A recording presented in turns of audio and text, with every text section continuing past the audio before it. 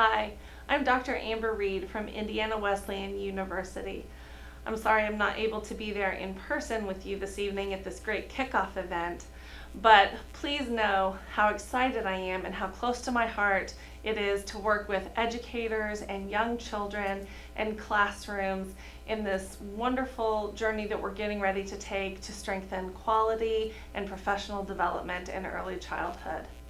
Here at Indiana Wesleyan, I have the pleasure of coordinating the early childhood programs, both an associate's, a bachelor's level, and also a transition to teaching program that runs out of Ohio.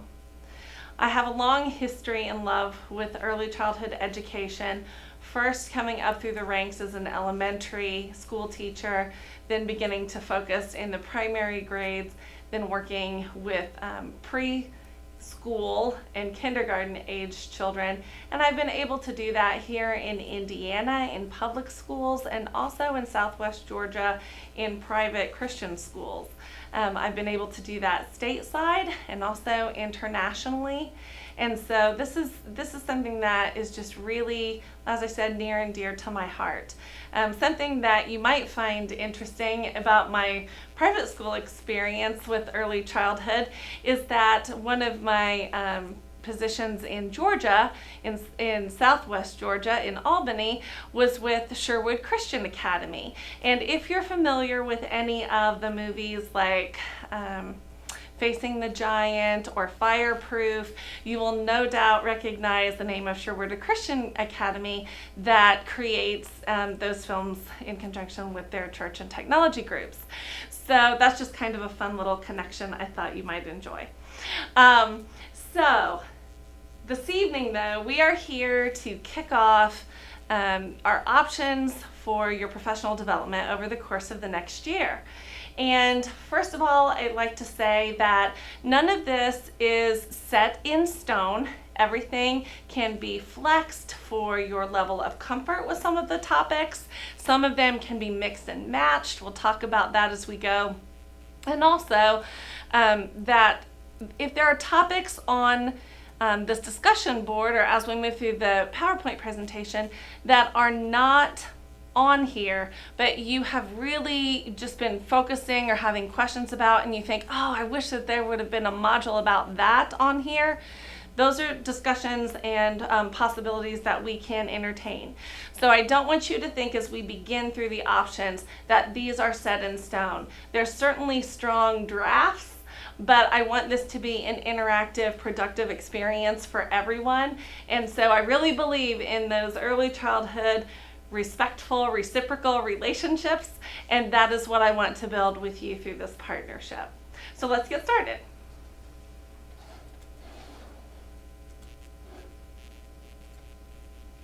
Okay, so our first option is with literacy-rich environments.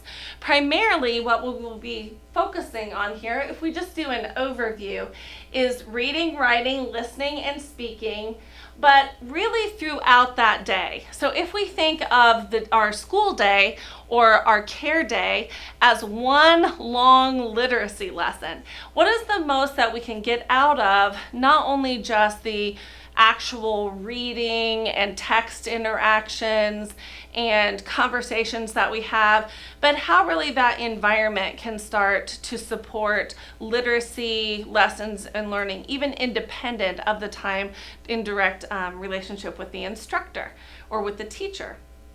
So in this, we know that in early childhood, we often say that parents are first teachers. That makes us second. But then if we really look at the environment, what we find is that most early childhood educators would subscribe the environment as third teacher. That's a little bit of a Reggio Emilia concept, is where that originated in some ways, but now we see that has really taken hold, and that most early childhood educators really subscribe to that philosophy. So we know the environment is an important influence and has impact on the quality of the child's learning, and in particular with things that we can do with literacy development. The same thing then is that if we're going to have this literacy throughout the day and it's going to be embedded all in our classroom, then of course the next step is to integrate it and make sure we integrate it in meaningful ways. Not just read the story and answer the questions and then we can say, oh, we did reading and writing, hands done. And so now we just want to be able to really think about how to be strategic, how to bring interesting ideas, how to bring quality discussion and questions and listening to peers and dialogue, even at very young ages. And so that integration into the curriculum will definitely be an important part of our literacy-rich environment. The other thing that will be a focus in this particular module is making choices in the environment structure and routine. So how do we actually structure our classroom?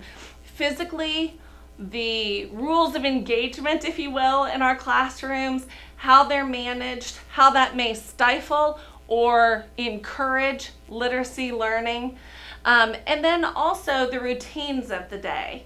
And so one particular example I always like to use is DEAR, or the drop everything and read, or the SSSR time that kind of really caught hold several years ago. And what I noticed is that people were feeling very stuck in their routine, and there were certain times that things had to be done or said. And so they would do 5 minutes here and 5 minutes there. And by the end of the day, they had in the 20 minutes of self-selected reading or DEAR time. But really, the research said it was that 20 minutes of sustained reading where a child could really get into the material, lose themselves in it, and then have time to process out. And so those 5-minute stints of time here and there may have added up to the notation and fit into the given routine, but it wasn't really fitting the rationale or the research behind the experience. And so sometimes it's our routines that drive our decisions with education curriculum and content, instead of the reverse happening, where our content can help drive our choices in our routines. And then, of course, the ever popular classroom library. I don't know if everyone has had a classroom library, or if anyone has ever had a classroom library that they were totally in love with. Everyone always has different ideas. Oh, you wish you had more books, or you wish you had certain kinds of books, or you're looking for that perfect book, and so you've got your corner all set up, but now you're telling me I've got to take books outside, and I've got to take books into this area and that area and with me to specials and different places. And so how does my library look now that it's no longer isolated, but it's this portable living experience? And what happens then to my corner? And how do I grow that, organize it? And is there just one way to do a great library? Or what are different creative ways that I can structure that? And so that's something that will definitely be a focus into this particular literacy-rich environment option. So if we look at the modules that would be contained in this first option, we would see that there would generally be 4 different modules or delivery sessions of information. Now again, underneath here are ideas for the module. Some of them may be beginner type of ideas, and some of them might be more advanced or veteran type of ideas.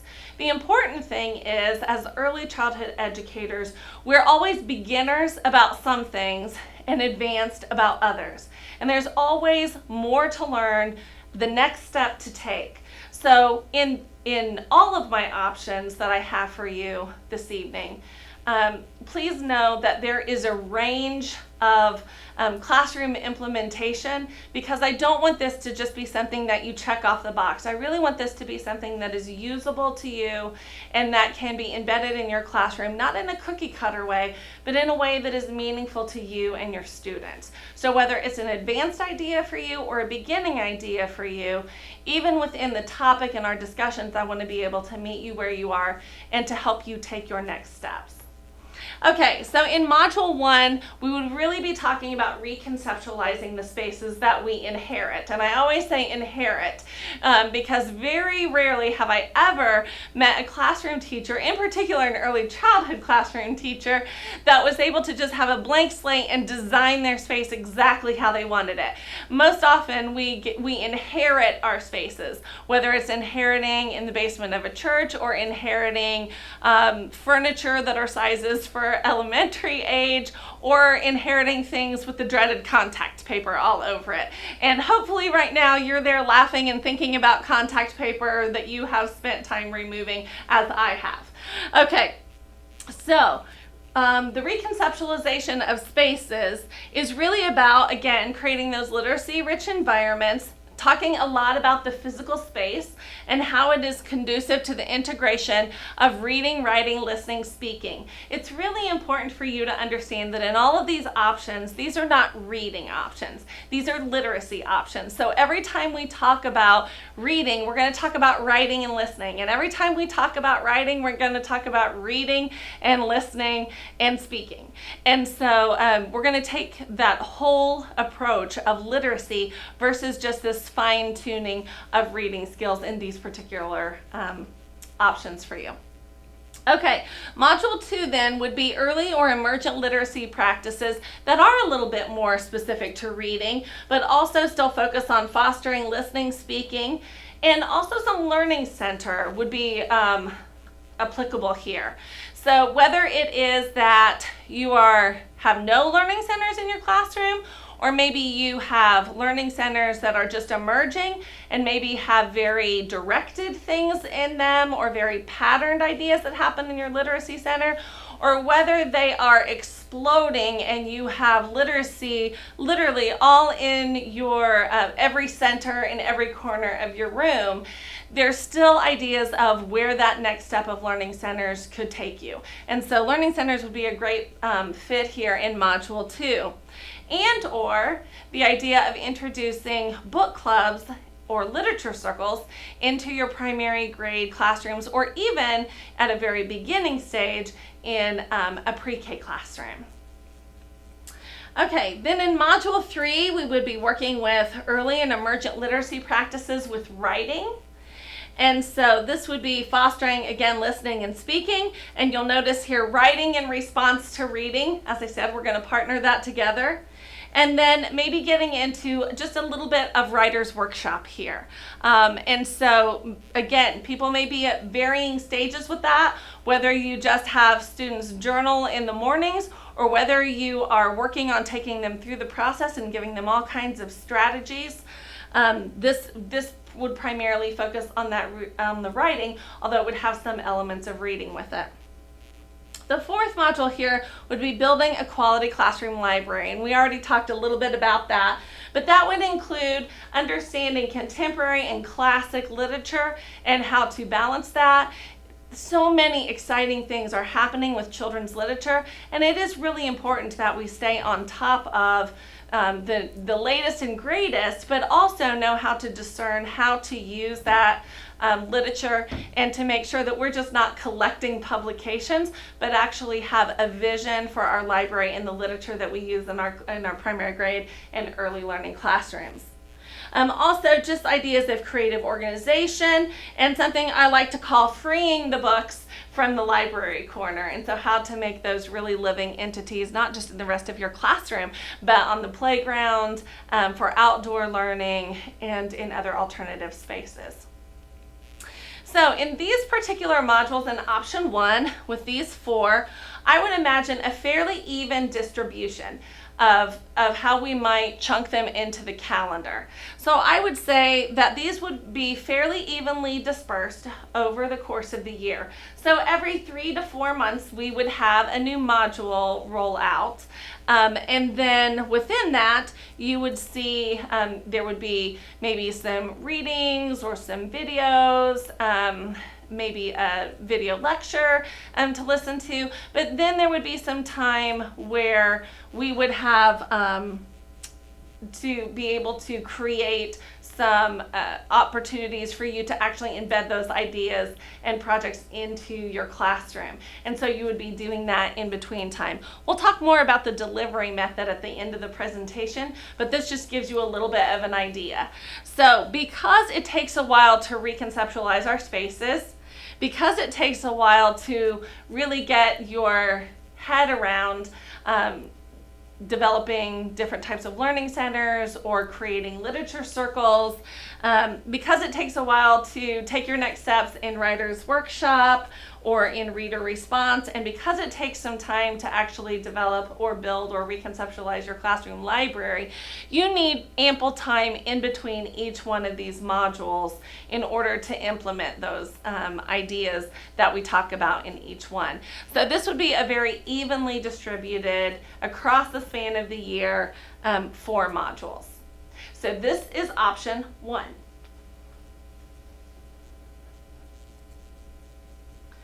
Okay, so option 2 is literacy in play-based and project-based classrooms. And this is not just for our pre-K or preschool classrooms. This too is still good up through our primary grade classrooms. And so kindergarten and 1 I know is in the room, and so we still want to make sure that you are embracing play and having space in your day for play and leaning toward those project-based curriculums, with particularly for the sake of literacy, that reading, writing, listening, speaking. Okay, so what we would mostly be focusing in this particular module is how to really get back to that root of constructivism and sociolinguistic practices. So the social part of the room, how we are using inquiry and project-based and problem-based learning. And also this would probably take a different spin with learning centers being more constructivist driven, more play-based driven, more project driven. And so we know that there are lots of different ways that you can structure learning centers. And so in this particular module, we would be looking more at the structure and the creativity and how to push the boundaries of those very interactive experiences that also then heighten the literacy experience. Spending time in inquiry and inquiry-based instruction, and then also the structure, management, and assessment of, okay, so you've got all of these things going on in your room. How does that change the structure of your classroom? Again, the physical space and what you need in it and the resources that you now have to kind of maneuver and work around. And then also how you manage that and assess that, because it's going to look very different than worksheets or traditional homework. So let's look a little bit at how these 4 modules would break down.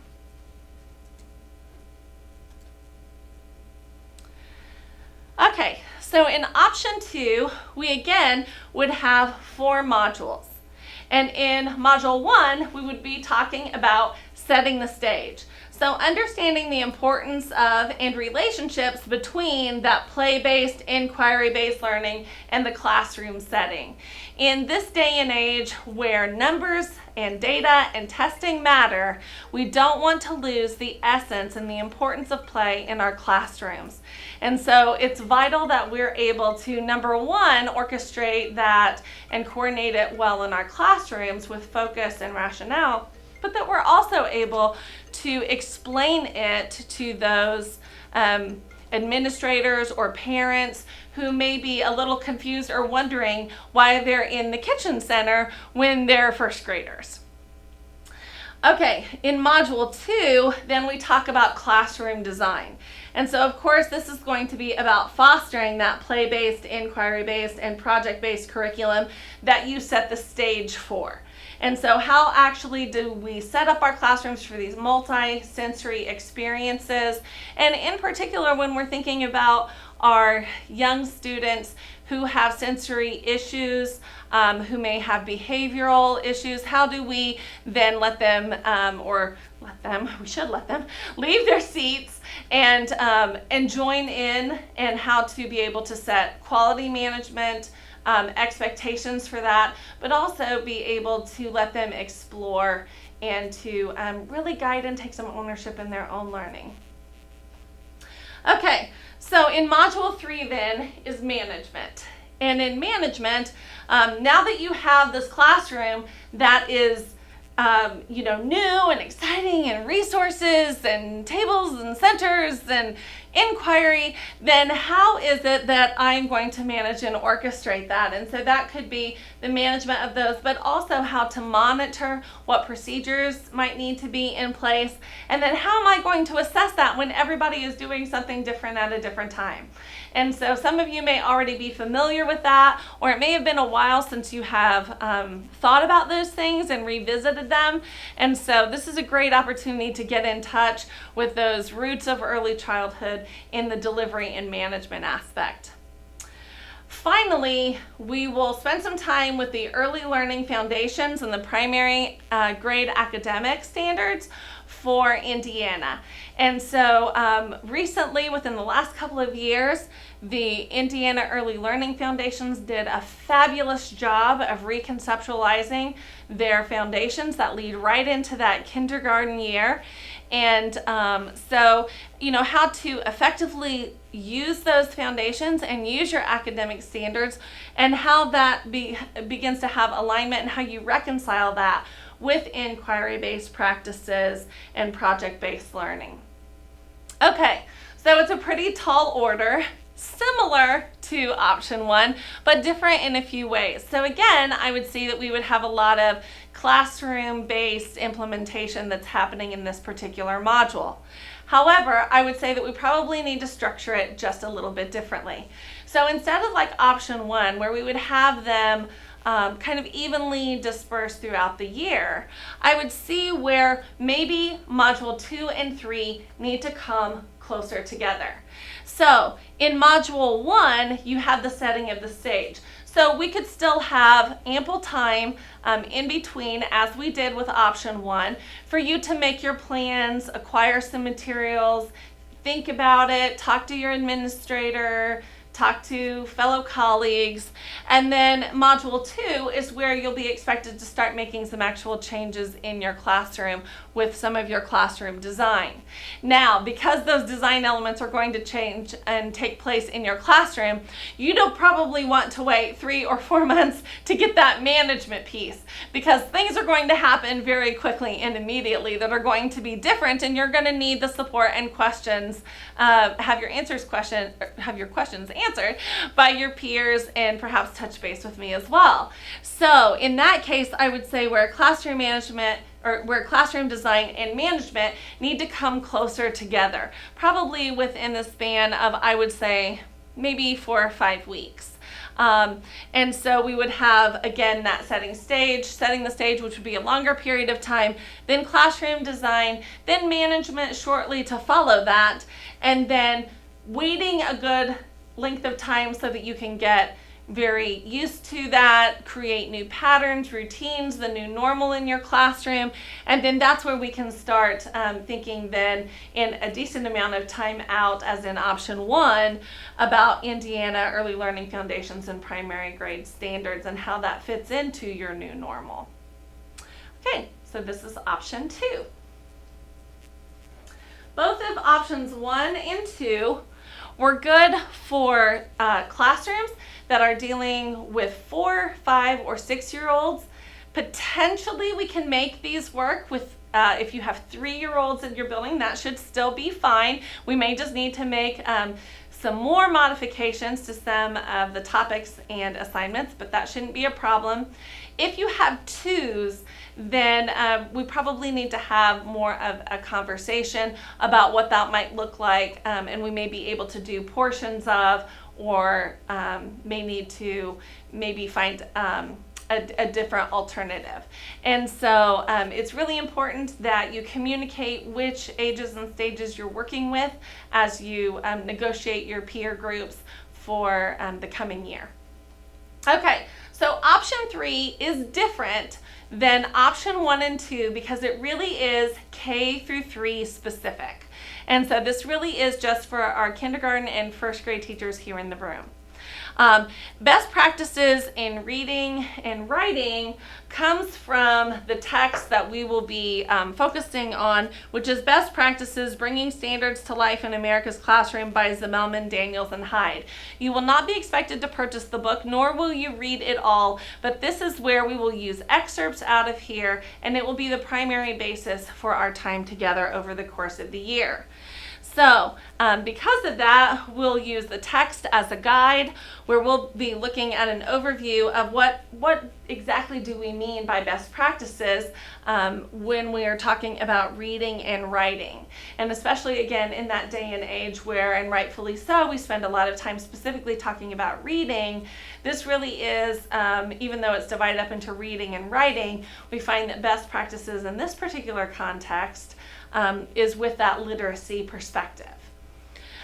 Then, of course, that will also include literacy in the content areas. Okay, so what do those modules look like? Well, in this particular option, we have 3 modules, so that there's lots of time in between.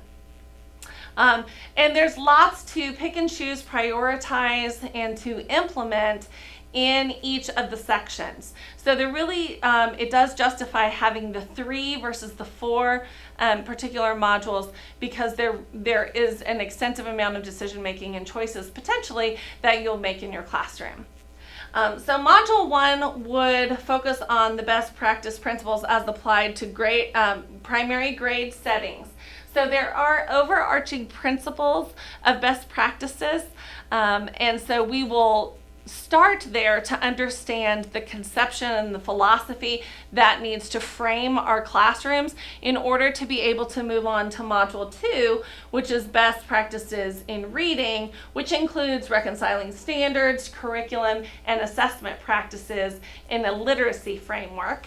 And then also then into module 3, best practices in writing, which will reconcile standards, curriculum, and assessment practices, again framed by a literacy model. So if you are just beginning, if you're a beginning teacher and you're not even sure what half of that meant, that's fine. We welcome you in this particular option. Or if you're a veteran teacher and you just want to understand how to take that to the next level, or how to speak with your administrator about reconciling requirements with best practice, or you want to explain to parents how this may impact, or grading might look different, or homework might look different, or practices in school might look different, then this is a great module for you. And again, that can be adapted for beginners to advanced. Okay, so this is option number 3. Okay, so now it is time to talk about, so how is this going to get delivered? And we talked about that there will be sessions where the material will be delivered to you. For this particular kickoff event, we're going to be able to break up into 2 groups that can be offered at this time for the year. And we're going to say that there is probably about a 7 to 8 person best target number for each of those groups. The 2 groups do not need to choose the same option. So if we have someone that chooses option 1 and someone that chooses option 3, group A and B can be different. That is no problem at all. Remember that also modules from option 1 and 2 can be mixed and matched. So that if you like module 1 from option 1 and module 3 from option 2, and you can collectively agree to that as a group, you can think of options 1 and 2 as a menu where you can put 4 pieces together that best fit your needs at the time. Remember too that in options 1 and 2, you can also introduce, if there's new topics that you would want to have a module for, and so pick 3 from the menu and add a 4th topic that is of interest to you, or that you've really been maybe focusing on or prioritizing, then that is also an option. Okay, So how will we communicate? Well, we will have delivery method of the learning module, and that will most likely probably come through a video similar to this one. Although it may also have some interactive parts, or maybe that we can, again, there's some negotiation within that of how the delivery method would happen, but primarily I would assume that that would be through video. Then, in between times, on a monthly basis, so the first Tuesday of the month, we would have interactive Zoom sessions. And so if you haven't used Zoom, it's super easy. You can think of it like FaceTime, and it's a nice forum for groups, and we're able to see each other and interact. And so in that Zoom session, that's a great place where we can have an hour to answer questions, clarify concepts, talk about how it's going in your classroom, regroup, hear about how everyone else is doing. And so because there is potentially going to be two groups, one of those groups, we'll call them Group A, will most likely have their Zoom sessions from 4 to 5 in the evening on the first Tuesday of the month. And then Group B will have theirs from 8 to 9 p.m. in the evening, again on the first Tuesday of the month. In between time, there will be expectations of peer discussions and work, and those will be done, and I will be dropping in to check and see and give feedback on work and discussion, and primarily that will be done through Google Drive and Google Docs. And so those will be taking place, those checks and or expectations for participation will be happening on the third Tuesday of the month. So we never go more than a couple of weeks without contact from each other, whether it is feedback written, or whether it is face-to-face, or whether it's the delivery of a module. Okay, general expectations for all of the options. One is that there will be an expectation for some readings and videos associated with gaining the information. They will not be labor intensive and hours on end. This is not a dissertation, and I don't want to scare anyone away from participating. But there will be some of that necessary, and it won't be anything that has to be necessarily done today or tomorrow or by Friday. But it's something that, you'll have a window of time, and it will be an ample window of time to be able to complete those. And then, of course, we talked about the Zoom sessions, and so those should be a priority to participate in. Now, obviously, there are times when you have the stomach flu, or when your child is, at the championship soccer game, and so we're not talking about, those extenuating circumstances where you're not sure if the first Tuesday for the rest of your life is going to be free at 4 o'clock. We're talking about, making that a general priority, and then as extenuating circumstances may arise, then that is communicated with me and your peers, so that we know and can stay connected. Okay, then of course we talked about Google Docs, and if you're not familiar with Google Docs, don't panic. They're really very easy to use, and I think you'll find it to be a fairly painless and joyful experience. And the great news is that it's free. And so who doesn't love that? But in that Google Doc, that's a place where you'll work together, and I'll be able to communicate with you and see things as it's written in real time, and also be able to track everyone's contributions so that we can make sure and get the right response to the right question to the right person, and work together as a team, even though we will be spread throughout the state. So in order to have access to Google Docs, you will have to set up a Gmail account, and again, that's free, and it's just a simple email, and then you're going to be good to go. There are classroom implementation expectations, so it's not just a take, there's also a make. And so once we have information and you've gained that background from those readings and videos, then it'll be time to implement things into your classroom, track those, talk about those, adjust those, monitor those. And then there is an expectation for you to have leadership with your colleagues, whether that be a sharing time or whether that be a blog that people can access. You can choose however that works for your school and in your personal style and what works for you and your colleagues. But there is an expectation that you would share out with them as well. Okay, so that is our delivery system. I really hope that you have been able to see several options that will work for you in your classroom and your children. I really look forward to seeing you face to face soon, whether in person or virtually.